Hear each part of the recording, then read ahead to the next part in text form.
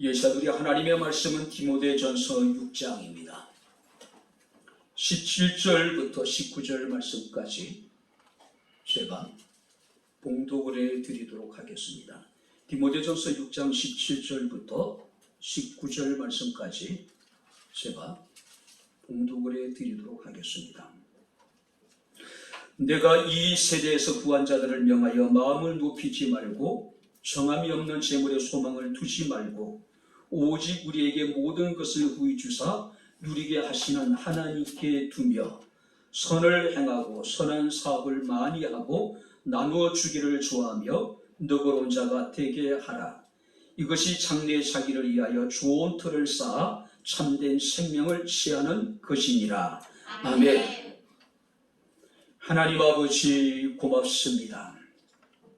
오늘도 마음을 모으고 뜻을 모으고 정성을 모아 영과 진리로 하나님을 예배하는 가운데 주의 말씀을 청종할 수 있는 은혜를 베풀어 주심을 감사를 드립니다. 종을 통해서 주의 말씀이 선포될 때에 말씀이 우리에게 은혜가 되게 하시고 위로가 되게 하시고 말씀 가운데 우리를 향하신 하나님의 거룩하신 뜻을 깨달아 알게 하옵소서. 예수님 이름으로 기도하옵나이다. 아멘.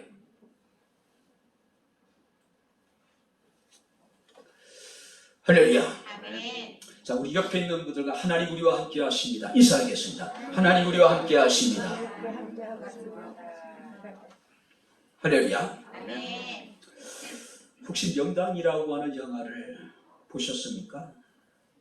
그 명당의 줄거리를 보게 되면은 흥선대원군과 안동 김씨, 거기는 이제 장동 김씨라고 나오더라고요. 이 장동 김씨 사이에 이대 천자지기라고 하는 명당을 놓고 이렇게 이제 싸움을 벌이는 그런 내용입니다. 결국은 흥선대원군이 이대 천자지기를 이렇게 얻게 되죠. 그리고 이제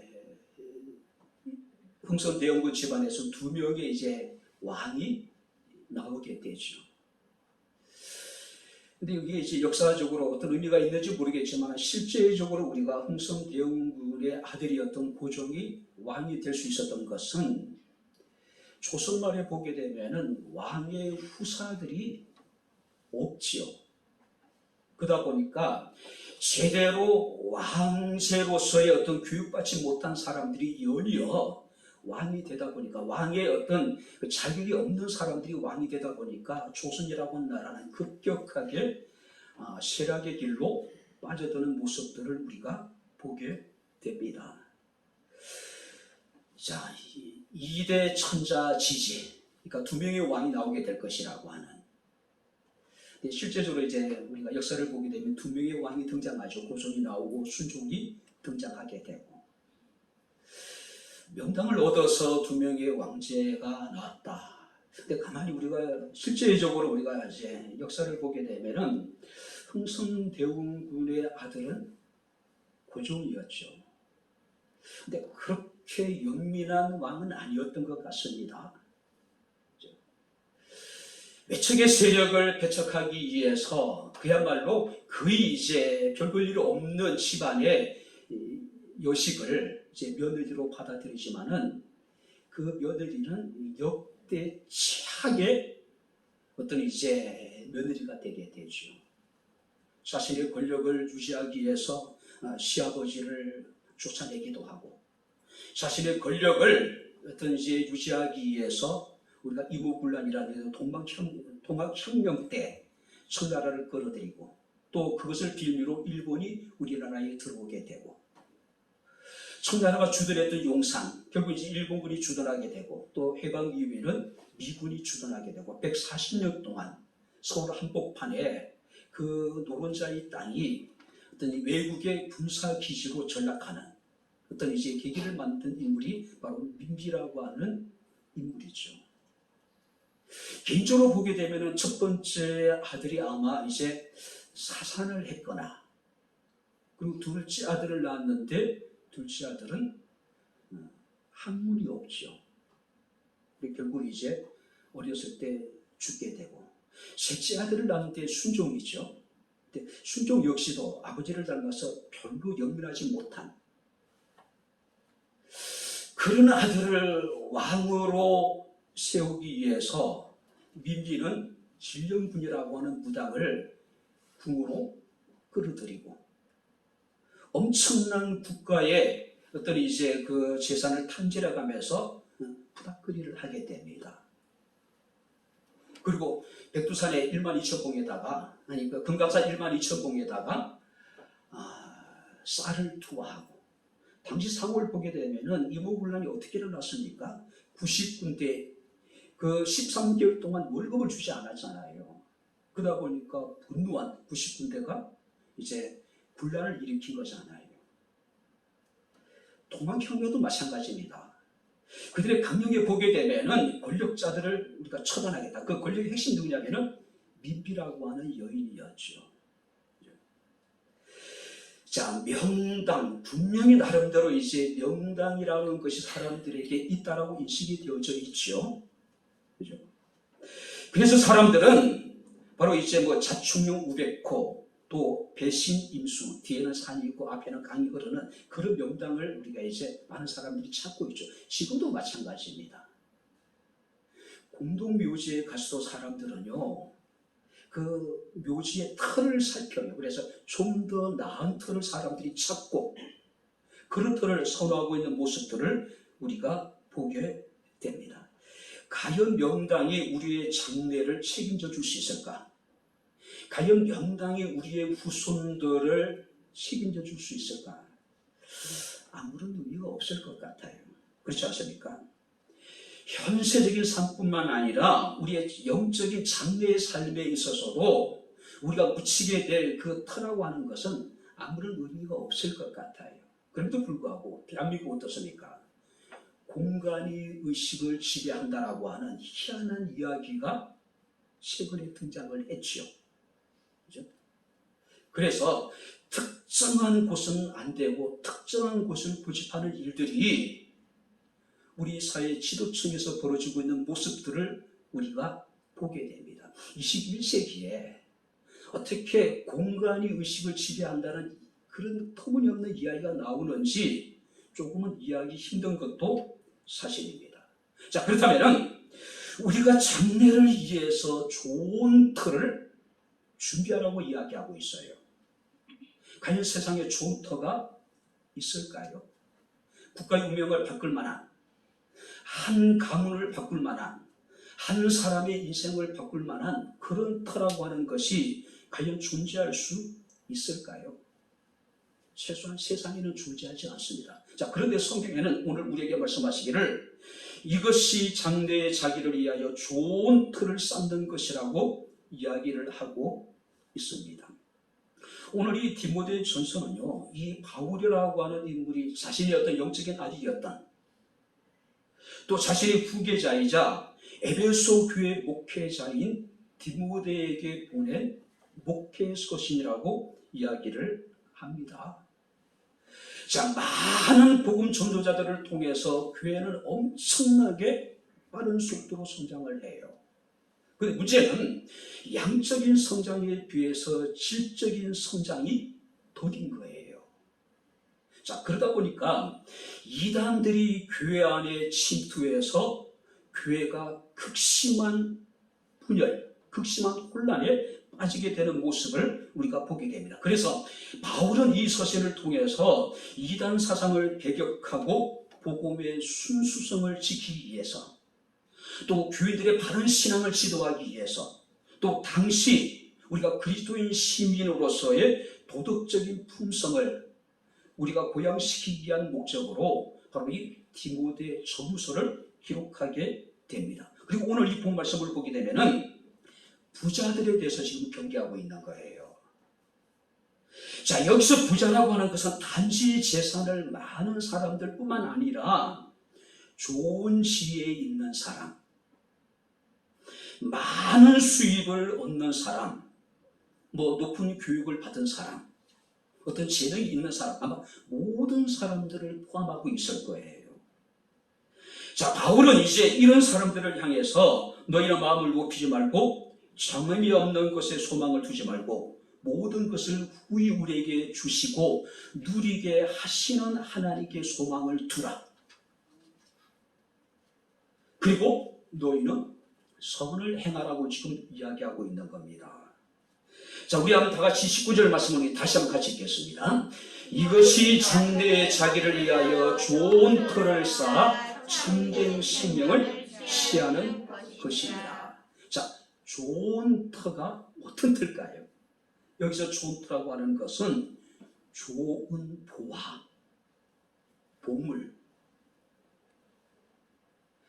자, 세상의 사람들은 조상이 죽으면 좋은 터를 찾아서 우리가 이제 장례를 치르는데, 자, 바울은 디모데에게 교훈하기를 이것이 장래에 자기를 위하여 좋은 터를 쌓는 것이라고 이야기하는, 이게 말하는 좋은 터라는 것은 너희는 장래에 좋은 보물을 너희가 쌓아두는 것이다.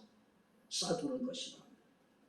그래서 쉬운 성경이라고 하는 성경을 보게 되면은 하늘 창구에 보물을 쌓게 될 것이다라고 이야기하고 있어요. 그리고 메시지 성경에 보게 되면은 영원히 무너지지 않는 보물 창고를 짓는 것이다.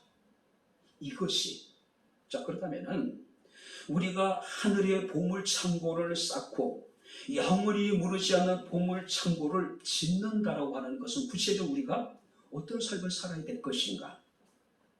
우리가 좋은 터를 우리가 쌓아야 되는데, 우리가 좋은 터를 쌓기 위해서 우리가 어떻게 될 것인가? 우리가 역간을 찾아다니면서 우리가 좋은 터를 찾는 것이 아니라 성경은 전혀 다른 방법으로 우리에게 장래를 위해서, 자기를 위해서 좋은 터를 쌓으라고 말씀을 하고 있습니다. 자, 그렇다면 우리가 무너지지 않는 하늘 창고를 우리가 아름답게 지을 수 있는 방법, 자, 그런 사람들은 어떤 삶을 살아야 될 것인가? 우리가 함께 말씀을 살피면서 은혜를 나누겠습니다. 자, 17절 말씀 우리 다시 한번 같이 읽겠습니다. 내가 이 세대에서 구한 자들을 명하여 마음을 높이지 말고 정함이 없는 재물에 소망을 두지 말고 오직 우리에게 모든 것을 보여주사 누리게 하시는 하나님께 두려. 첫 번째는 뭐냐면은 부한 자들에 명하여 마음을 높이지 말고.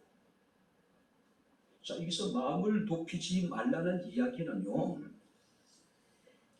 교만한 생각으로 자기를 자랑하지 말아라.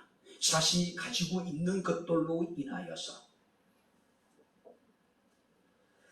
특별히 우리가 속에 말씀하니까 이 세대 부한자라고 하는 것은 부하려고 노력하는 사람이 아니라 이미 많은 것을 소유한 사람들에게 바울은 이르기를 마음을 높이지 말아라. 내가 가지고 있는 그것으로, 내가 할 수 있는 그것으로 자랑거리를 삼지 말아라. 그죠? 세상에서 가장 위력이 큰 게 아무래도 돈이겠죠. 우스갯소리로 어떤 목사님 그런 얘기를 하더라고요. 내가 정말로 가장 은혜스러울 때가 언제일까?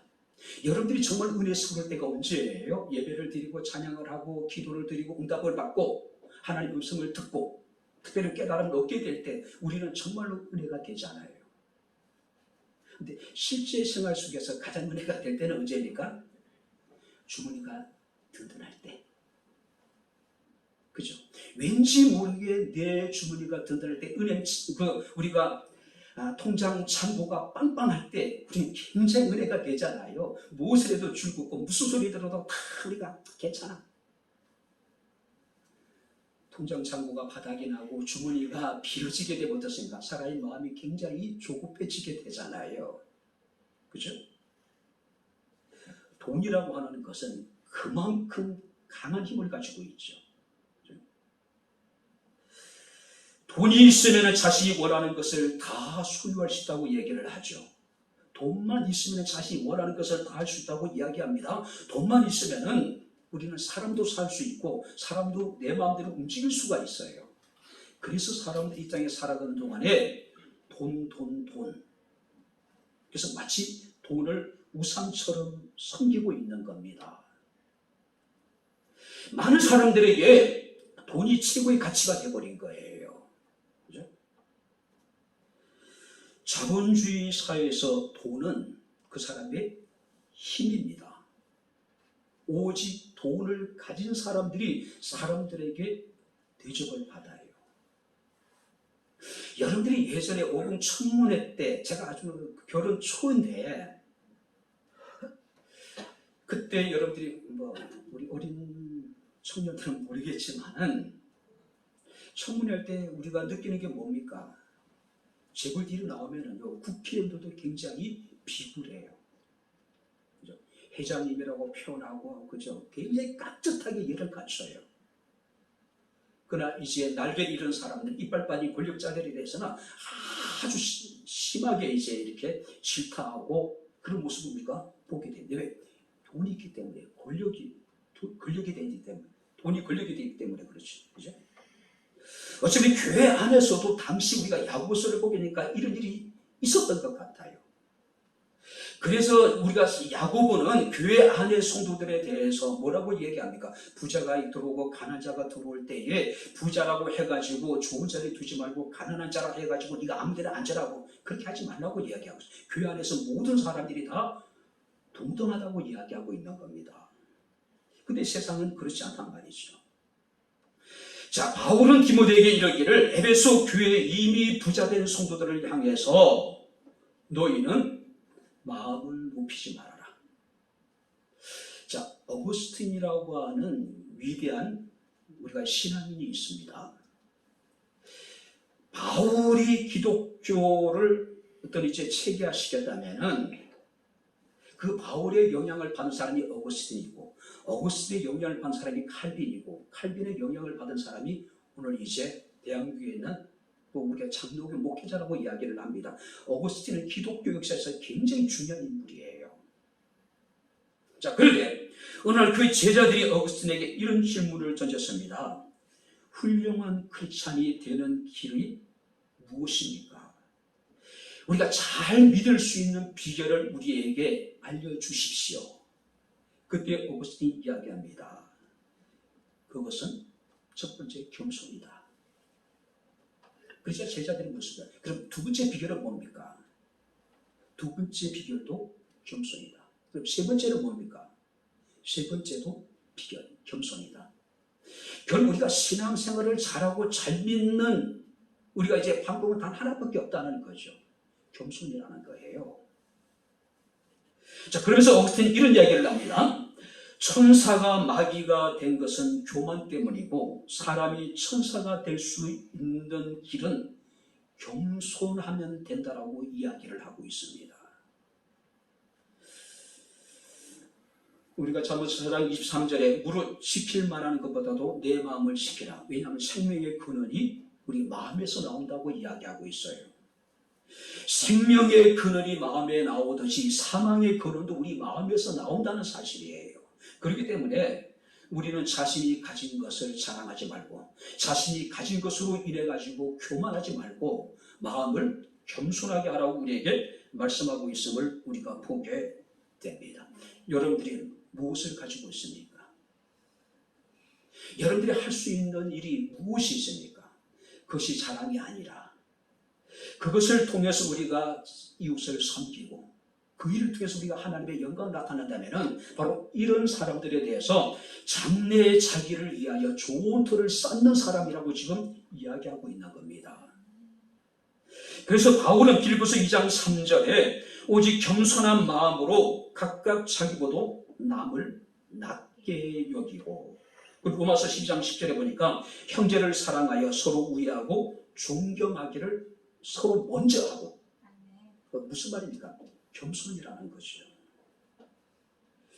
베드로전서 4장 11절에 사도 베드로는 만일 누가 말하려면 하나님의 말씀을 하는 것 같이 하고 누가 봉사하려면 하나님이 공급하시는 힘으로 하는 것 같이 하라. 무슨 얘기예요? 내가 무엇인가를 할 수 있고 내가 무엇인가를 가지고 있다면 그것을 통해서 다른 사람에게 호의를 베푸는데 내 것으로 하는 것처럼 하지 말고 하나님이 내게 주시는 것으로 하나님이 내게 공급하시는 힘으로 그 일을 하는 것처럼 마음을 높이지 말고 자랑하지 말고 겸손하게 다른 사람을 섬기라는 이야기예요. 음성꽃 동네의 입구에 보게 된 큰 바위에 얻어먹을 수 있는 힘만 있어도 하나님의 은총입니다라고 글귀가 있더라고요. 그죠? 얻어먹을 수 있는 힘만 있어도 하나님의 은총이라면은 내가 가진 것 가운데 비록 작은 것이라도 나눌 수 있는 사람이 진정한 부자입니다. 할렐루야. 이런 사람들이 장래에 자기를 위해서 좋은 터를 쌓아두는 사람이래요. 하늘에 보물창고를 짓는 것이래요. 자, 두 번째 17절 말씀을 보시기 바랍니다. 다시 한번 읽겠습니다. 내가 이 세대에서 구한 자들을 명하여 마음을 높이지 말고 정함이 없는 재물에 소망을 두지 말고 오직 우리에게 모든 것을 후히 주사 누리게 하시는 하나님께 두려. 정함이 없는 재물에 소망을 두지 말고 오직 우리에게 모든 것을 후히 주시는 하나님께, 그리고 그것을 누리게 하시는 하나님께 소망을 두라. 무슨 얘기예요? 하나님께 소망을 두고 살아가라는 이야기예요. 재물이라는 것은 정함이 없다라고 이야기합니다. 자, 여기서 정함이 없다는 얘기는 재물의 불확실성, 재물이 우리에게 주는 불안정성을 의미하고 있는 거예요. 돈만 있으면은 내가 정말로 평안한 삶을 살 수 있을 것 같고, 돈만 있으면 내 삶이 그야말로 평탄대로를 걷는 것 같은 우리가 착각에 빠지는데 그렇지 못하다는 거죠. 그렇죠? 너희는 불확실하고 우리에게 불안정을 주는 재물을 신뢰하지 말고 우리가 소망을 둬야 될 분은 어떤 분이냐면 우리에게 모든 것을 후히 주시며 그것을 누리게 하시는 하나님께 우리의 소망을 두라고 이야기하고 있는 거예요. 잠언서 23장 5절 말씀을 보니까 재물은 날개를 내어 하늘을 나는 독수리처럼 날아갈 것이다. 전도서 4장 6절 말씀이니까 이런 말씀이 있습니다. 두 손에 가득하고 수고하여 바람을 잡는 것보다 한 손만 가득하고 평안함이 더 낫다. 무슨 얘기냐면 시험 성경 이렇게 번역해 놨습니다. 바람을 잡고자 손 벌려 수고하는 것보다 한 줌으로 만족하는 것이 더 낫다. 바람이라는 것은 분명히 우리가 느낄 수가 있어요. 그래서 사람들은 바람을 잡기 위해서 두 팔을 벌리잖아요. 근데 실상 우리가 한 줄기의 바람도 우리는 잡을 수 없는 것이 우리 인생이잖아요. 그래서 솔로몬은 바람을 잡고자 손을 벌려 수고하는 것보다 내게 있는 한 줌, 내 손에 쥐어져 있는 그 한 줌을 가지고 평안함을 누리는 것이 훨씬 낫다고 이야기하고 있는 거예요. 가난한 자든 부자든 바람 같은 재물의 소망을 두지 말고 우리에게 모든 것을 후히 주시고 그것을 누리게 하시는 하나님께만 소망을 두라고 지금 말씀을 하고 있습니다. 여러분들이 예전에 드라마 상도를 보셨습니까? 상도. 조선말의 어떤 거상이었던 임상옥이라고 하는 인물의 일대기를 그린 영화입니다. 드라마예요. 우리나라의 최초 재벌, 아마 임상옥이라고 많은 사람들이 이야기를 해요. 얼마나 돈이 많았냐 하면은 임상옥의 집에는요, 회계 업무를 담당하는 서기만 70명, 전국같이 천나라에서 들어오는 엄청난 재물을 관리하고 그 재물을 계수하는 인원만 70명이었다는 거예요. 이런 이야기가 있다고 해요. 주민이었단 말이에요. 근데 너무 많은 돈을 벌어요. 또 집도 굉장히 컸던 것 같습니다. 그죠?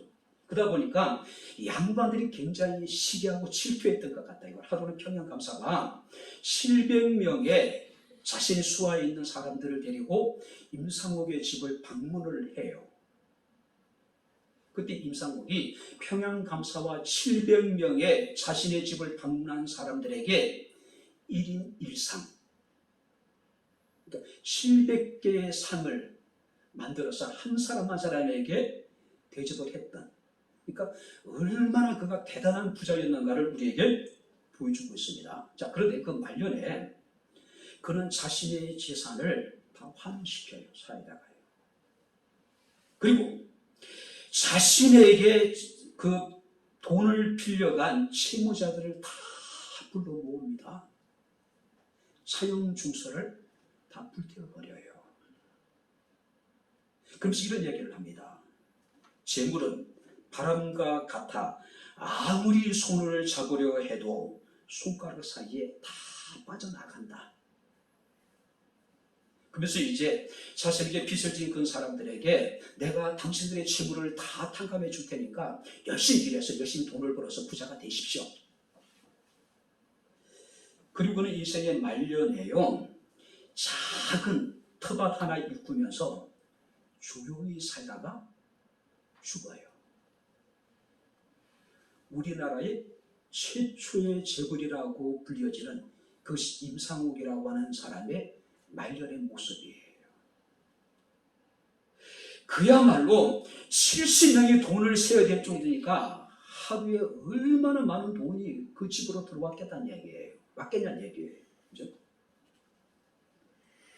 잠언서 23장 5절에 솔로몬은 이런 이야기를 합니다. 내가 어찌 허무한 것에 주목하느냐. 중령 재물은 날개를 내어 하늘을 나는 독수리처럼 날아가게 될 것이다. 임상옥이 아마 우리에게 재물에 대해서 우리가 어떻게 그것을 대해야 될 것을 우리에게 보여주는 그런 모습이 아닐까요? 허무한 것에 주목하지 않았다는 거죠. 허무한 것이.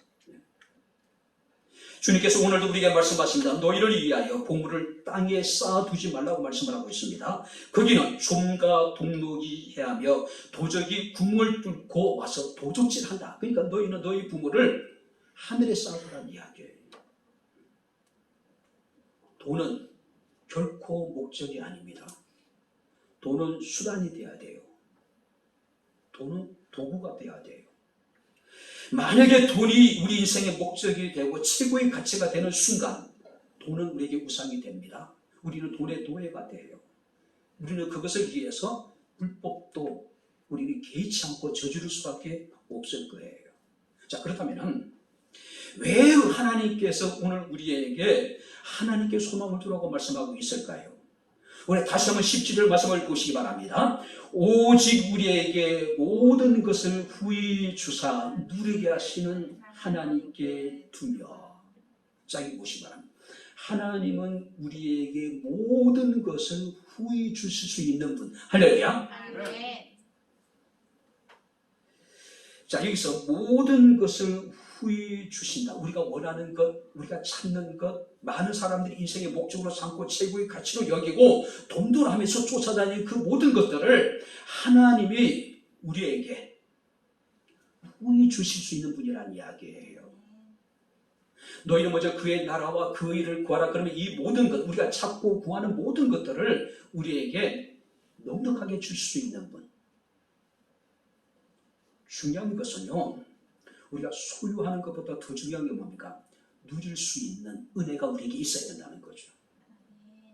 하나님은 모든 것을 우리에게 후히 주실 뿐만 아니라 우리에게 주신 그것을 누릴 수 있는 은혜도 주신다는 이야기예요. 아무리 많은 것을 우리가 소유했다 하더라도 그것을 누리지 못한다면 그 소유하는 것이 무슨 의미가 될까요? 그렇지 않습니까? 예전에 우리가 여러분이 소설에 보게 되면 그런 내용들이 참 많습니다. 열심히 정말로 밤잠 자지 않고 먹지 않고 열심히 공부해요. 사법고시를 봐요. 근데 이제 사법고시 딱 합격했어요. 근데 어느 날 갑자기 몸에 이상이 나타나. 대부분 이제 폐병이 찾아와가지고 이렇게 죽는 모습 우리가 많이 보게 됩니다. 그죠? 정말로 밤잠 자지 않고 정말로 가족도 돌보지 않고 정말로 열심히 일을 해요. 그래서 나름대로 뭔가 어느 정도 부를 이루어요. 문제는 뭘까요? 그 부를 누리지 못한다면 우리가 무슨 의미가 있을까요? 우리가 하나님께 소망을 줘야 될 바로 여기에 이유가 바로 여기에 있는 겁니다. 하나님, 우리가 구하는 모든 것을 후히 주실 수 있는 능력이 있을 뿐만 아니라 우리가 소유한 것을 누릴 수 있는 은혜도 주시는 하나님. 할렐루야. 네. 이제는 좀 누려도 좀 되지 않을까요? 좀 더 여유를 가지고 우리가 주일날 주님 앞에 나와 주를 예배하고 또 자기밖에 몰랐던 이기적인 개인적인 어떤 그런 삶이 아니라 좀 이웃을 돌아볼 수 있는, 그리고 가족들과 좀 더 이제는 시간의 여유를 갖고 함께 평안한 시간을 갖고 좀 누릴 수 있는 그런 여유가 우리에게 필요하지 않을까요? 바울은 우리에게 이렇게 이야기를 합니다. 물질이 가져다 주는 고집된 안정감에 빠지지 말아라. 누가복음 12장에 보게 되면 어리석은 부자의 비유가 등장을 하죠. 그 부자에 대해서 주님이 어리석다라고 평가를 해요. 그 이유가 뭡니까? 자신이 쌓아둔 그 재물이 자신의 삶을 평안하게 할 것이고 자신이 이제 편히 먹고 마시고 또 여러분들이 즐기게 될 것이라고 착각을 한 거예요. 그때 주님께서 말씀하시기를 어리석은 자여 오늘 밤에 내 영혼을 도로 찾으리니 그럼 내가 준비한 모든 것이 누구의 것이 되겠느냐고 이야기하고 있어요. 부자도 많은 수출을 얻었습니다. 그 수출을 이제 창고를 이제 보관하기 위해서 더 큰 창고를 지어요. 문제는 뭘까요? 그런 것을 누리지 못한 거예요. 많은 것을 우리가 이미 가지고 소유하고 있다 하더라도 그것을 우리에게 주실 뿐만 아니라 누리게 하신 하나님께 소망을 줄 수 있는 저와 여러분들의 삶이 될 수 있기를 주님의 이름으로 축원합니다.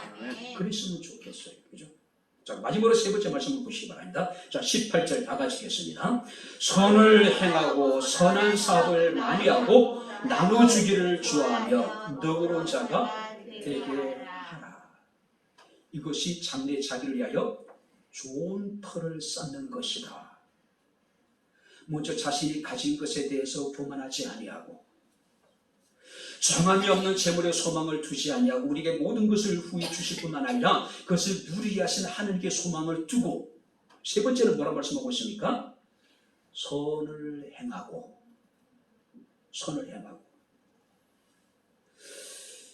자, 돈을 버는 것만큼 더 중요한 게 뭡니까?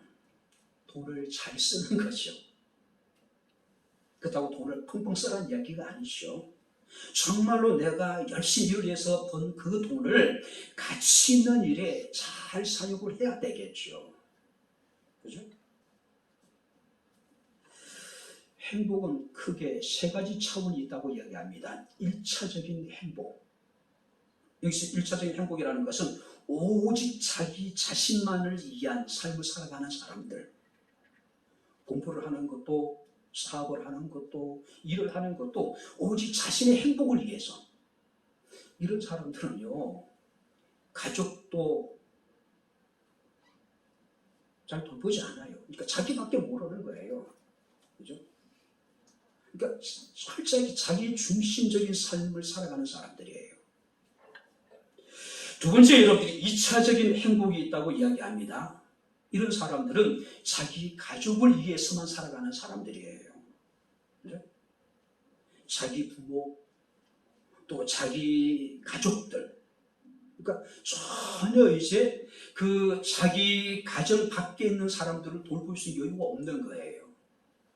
오직 자기 가족들만.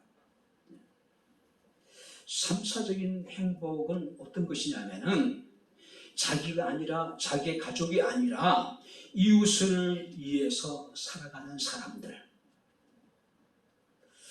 자, 하나님께서 우리에게 원하시는 행복은 어떤 행복일까요? 1차적인 행복, 2차적인 행복. 물론 그것도 중요합니다. 더 중요한 건 뭡니까? 하나님께서 오늘 우리에게 말씀하시는 건 뭡니까? 이웃을 위해서 우리가 살아가는 것. 그래서 오늘 성경 말씀하니까 선을 행하라고 이야기하고 있는 거예요. 저 어렸을 때 제가 공부를 하도 안 하니까 저희 어머니 숱하게 하셨던 이야기 하셨는데, 얘놈 자식아 공부해서 남 주냐고, 배워서 남 주냐고, 너 주라고 그런 거 아니야. 근데 제가 이제 나이가 들고 또 이제 신학을 하고 이제 목사가 되면서 공부해서 남 줘야죠. 그렇지 않습니까? 만약에 우리가 정말로 공부를 많이 한 사람이, 정말로 뛰어난 재능을 가진 사람이 자기밖에 모르고 자기 가족밖에 모른다면 그 사회가 발전할 수 있을까요? 아니에요.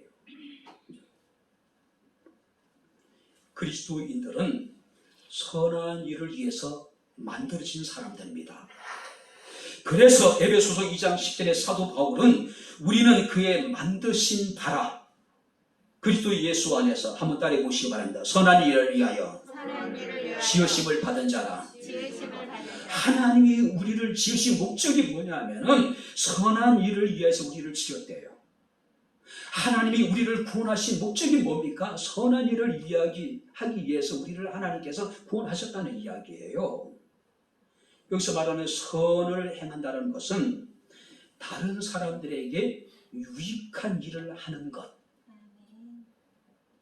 극단적인 개인주의와 이기주의가 만연되어져 있는 이런 시대에 하나님께서는 오늘 우리에게 말씀하십니다. 너희가 장래를 위하여 자기를 위하여 좋은 터를 쌓는 사람들은 다른 사람들의 유익을 위해서 살아라. 그래서 고린도전서 10장에 보게 되면은 모든 일에 모든 사람을 기쁘게 하여 자신의 유익을 구지 아니하고 많은 사람의 유익을 구하라. 많은 사람의 유익을 구하는 삶. 이것이 장래의 자기를 위하여 좋은 터를 쌓는 것이라는 얘기예요. 부자는요, 자신이 가진 것만큼 할 수 있는 일들이 많은 장점을 가지고 있죠. 근데 우리의 제약된 우리의 심성을 생각해 볼 때에 선한 일을 많이 하기보다는 좋지 못한 악한 일을 많이 할 가능성이 훨씬 많아요. 그래서 바울은 이미 많은 것을 소유한 사람들에게 이러기를 너희는 선을 행하라고 이야기하는 겁니다. 선을 행하라고. 내가 가진 그것을 가지고 선을 행하는 일에 사용하라는 이야기예요. 구체적으로 여러분들이 선을 행한다는 어떤 의미일까요? 자, 18절 말씀을 보게 되니까 선을 행하고 선한 사업을 많이 하고. 자, 이게 보세요. 선한 사업이라고 하는 것은 하나님의 나라와 관련된 일들을 돕는 것. 선한 사업. 우리가 말하는 주의 일들을 의미하고 있는 거예요. 교회에서 행하는 선한 많은 사업에 너희는 부유한 자가 되라. 적극적인 사람이 되라는 이야기죠. 그죠? 바울은 에베소 교회의 부자들에게 너희는 부를 포기하라고 이야기하지 않습니다. 너희가 가진 그 부를 통해서, 너희가 할 수 있는 그 일을 통해서 하나님의 일과 관련된 모든 일들을 너희는 도우란 이야기예요. 섬기란 이야기예요. 아까도 말씀드렸지만 누가복음 12장에 보게 되면 어리석은 부자가 여러분들이 그의 많은 소출을 얻습니다. 쌓아둘 곳간이 없어요. 그래서 기존 것을 헐리고 새로운 큰 창고를 짓습니다. 그러한 다음에 그가 뭐라고 이야기하고 있습니까? 내 영혼아, 여러 해 쓸 물건을 많이 쌓아두었으니 평안히 쉬고 먹고 마시고 이제는 즐기자. 그죠? 그때 주님께서 말씀하십니다. 어리석은 자여, 오늘 밤 내 영혼을 도로 차려지니 내가 준비한 모든 것이 누구의 것이 되겠느냐라고 이야기합니다. 그리고 이렇게 말씀하셔요. 자기를 위하여 재물을 쌓아두고 하나님께 대하여 부유하지 못한 자가 이와 같을 것이다. 자신의 일에 부유하기만 했지 그는 하나님의 일에 대해서 너무 무관심했다는 이야기예요. 그래서 주님께서는 그 부자에 대해서 어리석다고 평가하고 있는 겁니다.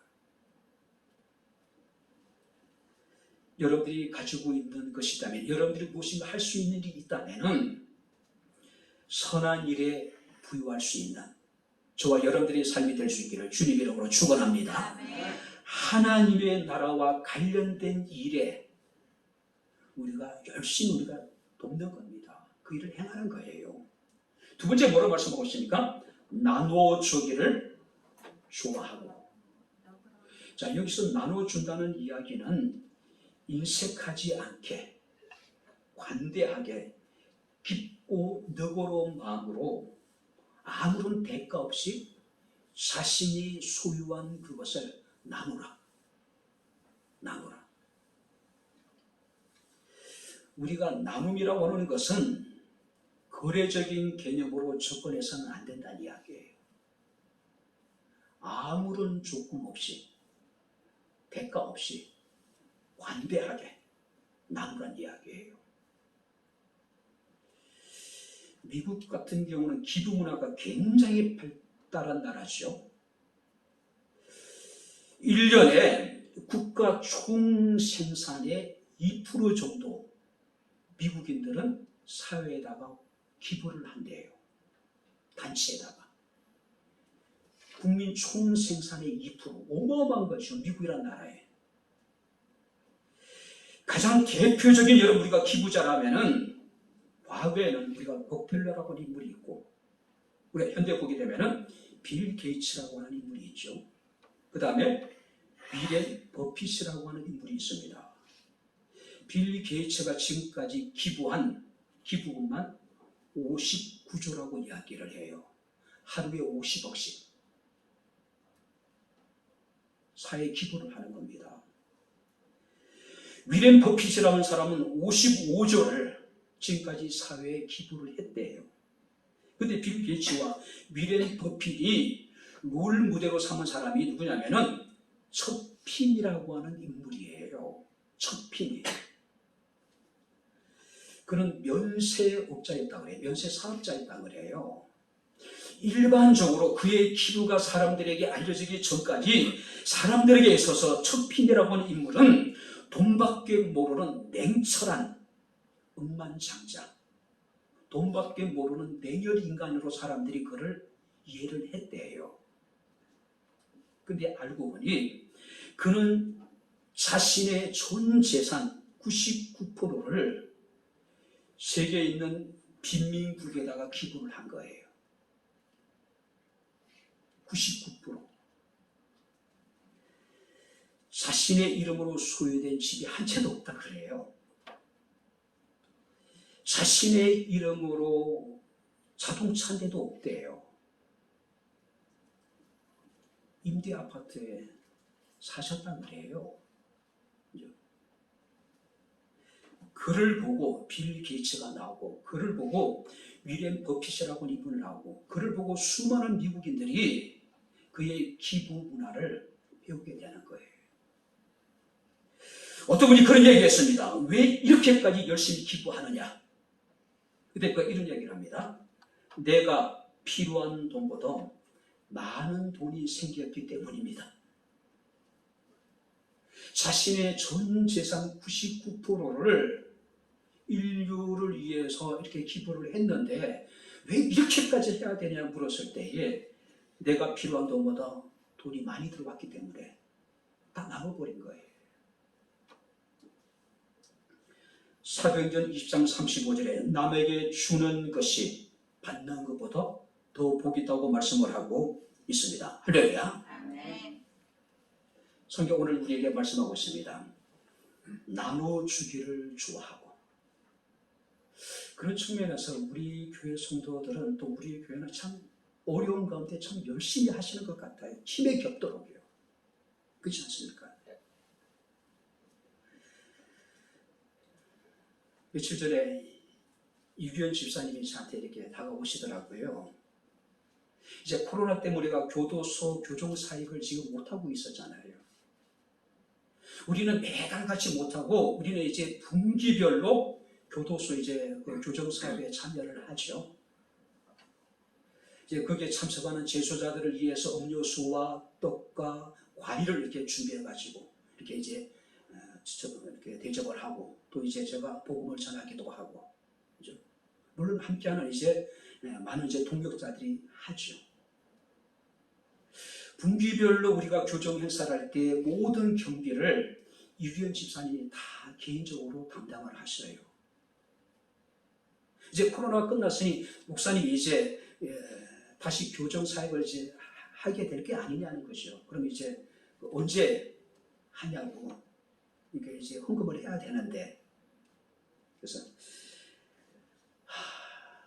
70인 훨씬 넘으신 노인네가 힘든 일을 하시면서, 그죠? 분기별로 적지 않는 예산을 교도소에 있는 장애인 지소자들을 위해서 봉사를 하시는 거예요. 헌금을 하시는 거예요. 성경 오늘도 우리에게 말씀하고 있습니다. 선을 행하되 선한 사업에 부유하고 나눠주기를 좋아하고, 이런 사람들이 장래의 자기를 위하여 좋은 터를 쌓는 것이라고 말씀하고 있음을 우리가 봅니다. 자, 마지막으로 성경 말씀을 보겠습니다. 다시 한번 우리가 이제 18절 다시 한번 읽겠습니다. 선을 행하고 선한 사업을 많이 하고 나눠주기를 좋아하며 너그러운 자가 되라. 자, 너그러운 자가 되라. 자, 개역 성경에는 동정하는 자가 되라고 말씀하고 있습니다. 자, 달리 표현하면은요, 너희는 진보적이고 개방적이고 편견 없이 넓은 마음을 갖고 그들을 동정하라. 진보적인 마음을 갖고 개방적인 마음을 갖고 편견 없는 넓은 마음을 갖고 너희는 너그럽게 다른 사람을 대해줘라. 너그럽게.